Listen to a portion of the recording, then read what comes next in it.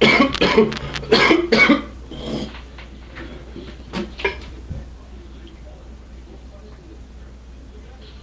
my god. Cliff, where the fuck you go, bro?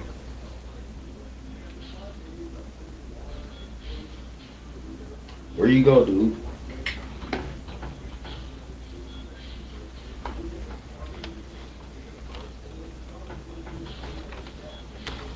I love your manners.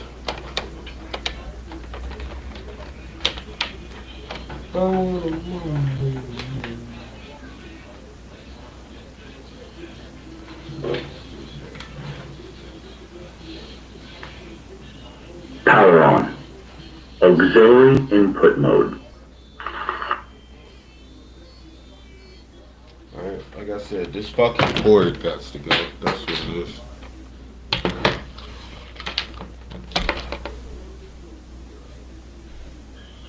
Oh, I'm so stupid. I'm so stupid, chat. This PS5 got a C charger. Let me take this shit off. Yeah. I'm stupid as hell. Cause my soundboard take a C charger, and I couldn't find one. My dumb ass keep forgetting that this thing comes with one.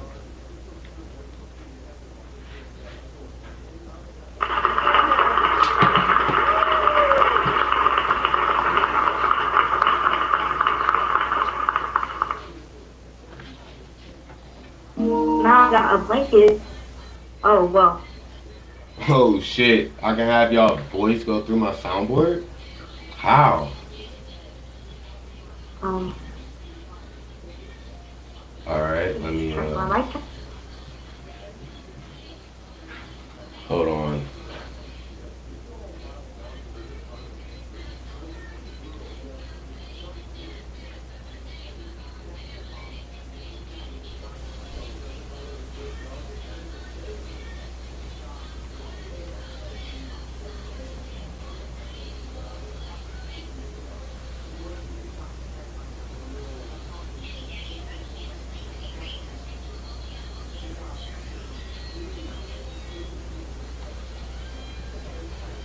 All right, there we go. I was like, what the fuck?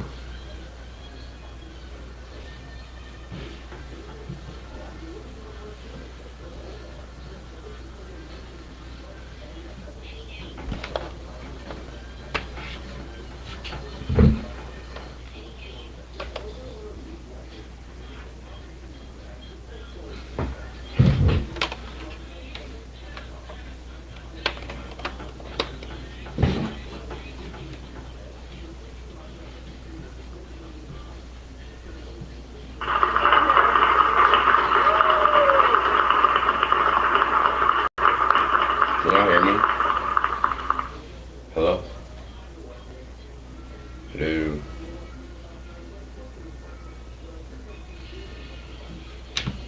Hello?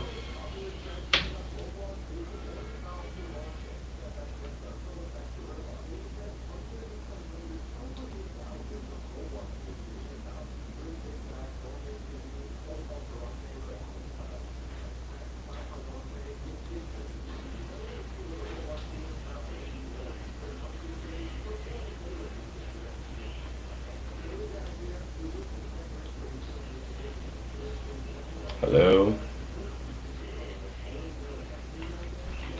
Hello?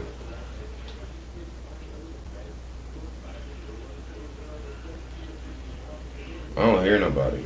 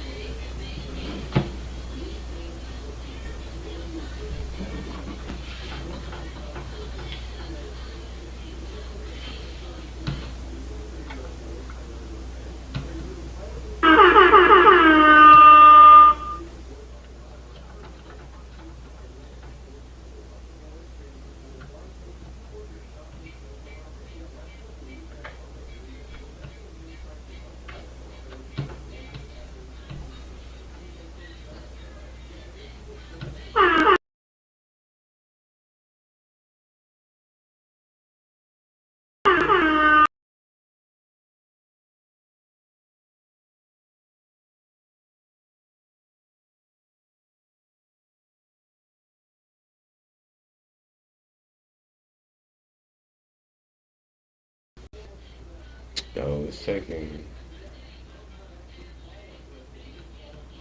I don't know what's going on. Hold on.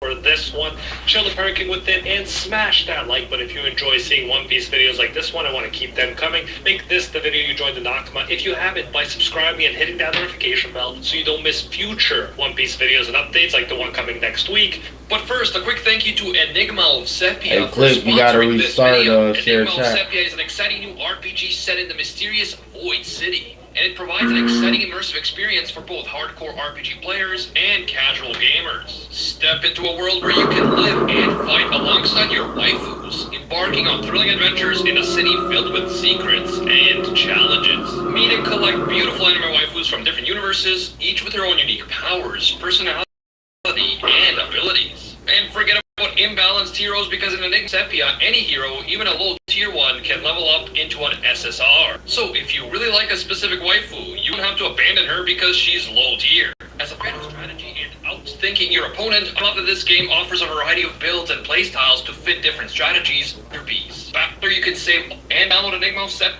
Yes, I am definitely invested into this cover story at this point and need to know what happens from it. But onto the main story, and we start with Road and Nami bringing the giant guards back to the village in the swamp. Nami is of course complaining because there was no treasure in the castle, which mind you would have been insane if proportional to giants, but Road calms her down, afraid that the guards might hear Nami's words. After all, you don't tell guards you were trying to steal from the place they were guarding. We then jump to Ripley and Frankie, who continue the treasure tree Atom tour. Frankie says there are more things in the Atom tree worth seeing than he could have ever imagined, and we do learn some very interesting stuff about it in this chapter, as we'll get into. Ripley explains that giants have been living on top of the branches of this humongous tree, and that's why there's a rich history associated with each and every one of them. So crazy to think about how a branch could be supporting giant villages, but the tree is just that much more giant, I guess, than the people.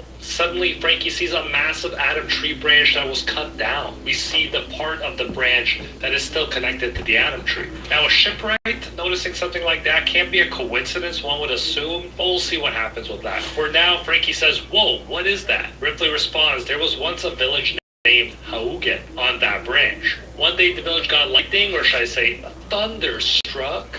But no, it's very sad. Anyways, the village was set aflame. It's crazy how vulnerable the giants are when you consider this. Ripley continues saying that the thing with these ancient branches is that once they are lit, the fire doesn't go away. In order to prevent the fire from spreading to other branches, we have to cut off the whole branch, and here's the crazy part, along with the burning village on it. Frankie remarks that that must have been tough. As legendary as Atom is, he says, "I guess this is something inevitable once a tree gets old." Ripley says we must say lightning and fire are Elbaf's only weaknesses. And so hopefully we don't get Sabo and Enel fighting all out here, but jokes aside, that's crazy stuff. Elbaf is looking very vulnerable indeed when you look at it this way. And we all know the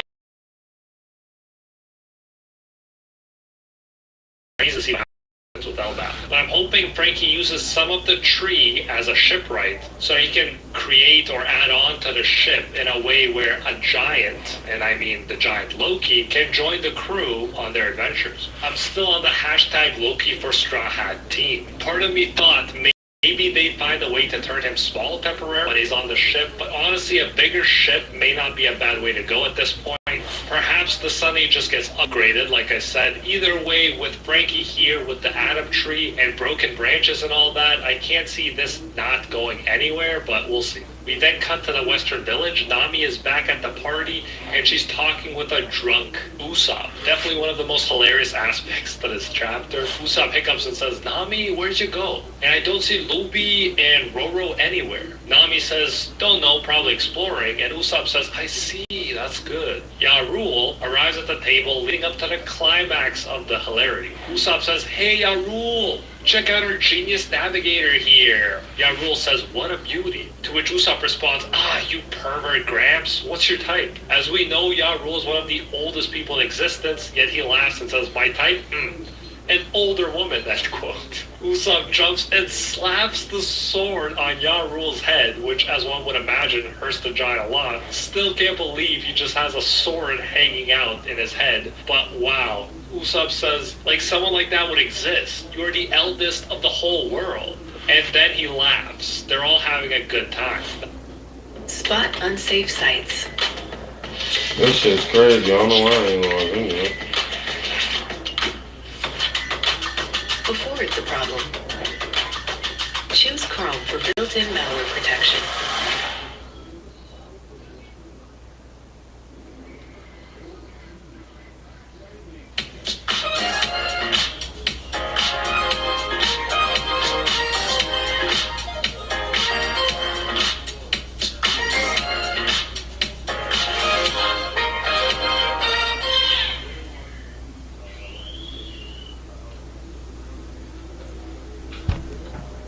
Sanji notices that Gert is absent from the party and starts looking for her. Looks like he's trying to pull a scamper, if you know what I mean. We then cut to Road, who is bringing the giant guards to Gert for treatment. Gert tries to ask him what happened, but Road tries to hide the truth only for Gert to beat him up. And oh man, you'd feel bad for Road by now if he didn't love getting beaten up by women. We then cut to the most exciting part. Luffy and Zoro are down in the underworld and finally find Loki, and he's surprisingly in a near-death state. Or at least that's what it looks like. Luffy tries to unlock the chains, but since it is made of sea stone, he only gets weak when touching it. Zoro and Luffy then argue, with Zoro not wanting to release Loki yet, since he needs to talk with him first to determine what type of person he is. Then Zoro does something absolutely insane and savage. He walks up to Loki and kicks the poor guy's wounds after everything he's been through. It's still hilarious, but man, poor Loki. Zoro then says, okay, so the injury isn't fake. Luffy remarks, he's almost dead. Zoro says, if he dies, this is as far as his fate takes him, end quote. So stoic, I love it. Quotable gems like this are one of the things I absolutely love about Zoro. Luffy doesn't admire the stoicism as much as I do and responds, man, you're so mean. Finally, Zoro agrees to release the chains, but he will keep one cuff at Loki's ankle intact. Luffy thinks he'll go get Chopper at first, but since the Owl Library is too far away, he decides they should get a village doctor. Zoro, though, says that might alert the giants of them liberating Loki, and then they would surely be vanished. Luffy doesn't care and says he will call a doctor from the village. He also thinks they gotta get some meat, because of course no one can recover if they don't eat meat. Sorry, vegetarians. Zoro is so savage throughout the chapter, and at this point looks at the defeated animals near Loki. He says, you have plenty of meat lying around there. But again, Luffy gets angry. He says, don't say that ever again. They are my friends. I'll go hunt something else in the mountains. Zoro stoically remarks, they are meat all the same. But angry Luffy still insists, you obviously don't eat your buddies. Zoro gives in saying, okay, my bad. When Luffy is about to head to the village, he hears something from the sky. Luffy and Zoro see Hiruden and crew, with Sanji falling down on a swamp. Quite the entrance, and glad the monster trio is united again. Hiruden heard everything from Road, so clearly Gerd got it out of him and then rushed down to stop Luffy and Zoro. So this is all hyping up Loki even more. They were in such a rush that they didn't take the normal elevator and rode down with a squall that ended up falling since there's no island cloud at the lower level. In the amazing double page, Luffy uses Gomu Gomu no Fusen to help all of them out. Luffy's body swells up a lot to stop the squall. Hiruden cries with joy to see Luffy, but the squall bounces with great force and all of them except Gerd and thankfully Sanji fly away again. Still, Hiruden and crew do manage to meet up with them again.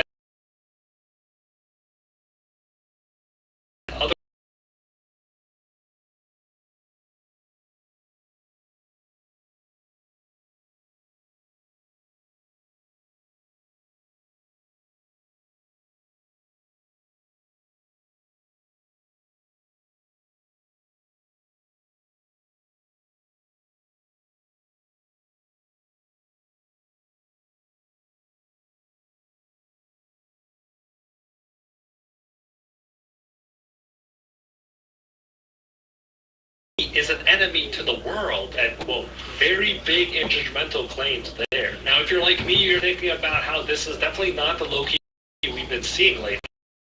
He cared deeply about his animal friends. That was all. He didn't try to trick the Holy Knights and insist work with them to his own detriment. Crazy how off these ideas of him are compared to what we've seen.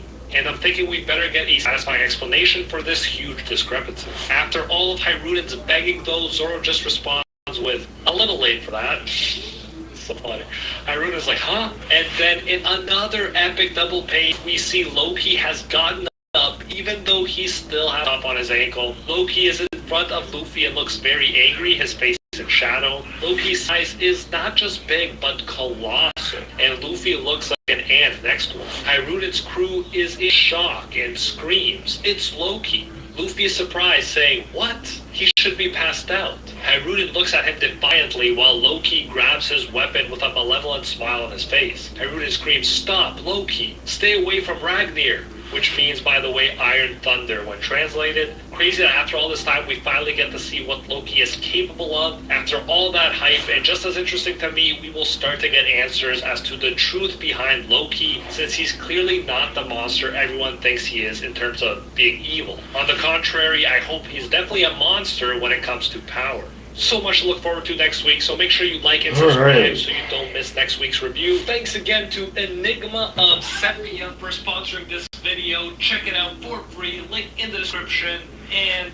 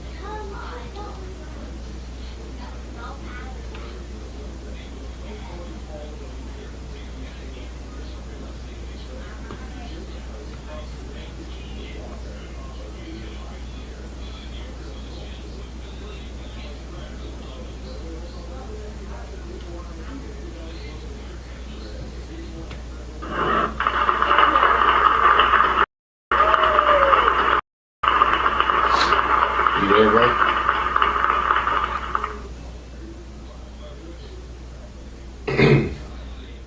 Yo.